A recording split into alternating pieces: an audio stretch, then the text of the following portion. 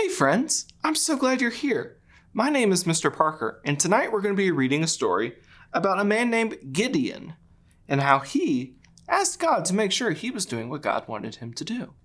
Tonight's story comes to us from the book of Judges. Went the trumpet.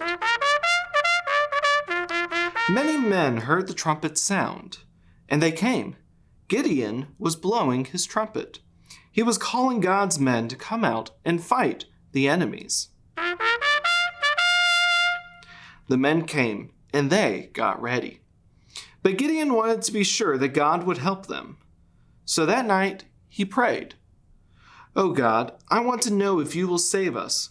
So I will put some sheep's wool on the ground tonight. The cool, wet night dew will come. In the morning I will look at this wool.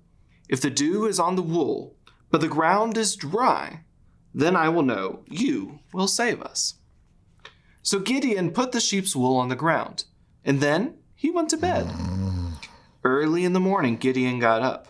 The ground was dry, but the sheep's wool was wet with dew. It was so wet that Gideon squeezed a full bowl of water right out of it. But Gideon wanted to be very, very sure. He prayed again. "Oh God, let me check this one more time. Tonight, keep the wool dry, but make the ground wet with dew."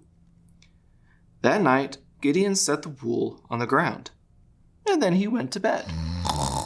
Early the next morning, Gideon got up, and he went to look at the wool. It was dry, but the ground was wet with dew. So Gideon knew that God would be with him. That night, in the middle of the night, God told Gideon, "It's time.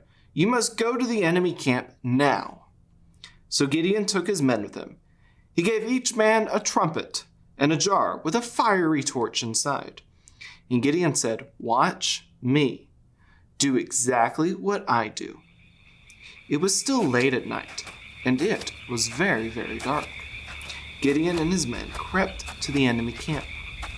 They all made a big circle and stood around the camp. The enemies were sleeping. All at once, Gideon blew his trumpet and smashed his jar. His men blew their trumpets. They smashed their jars.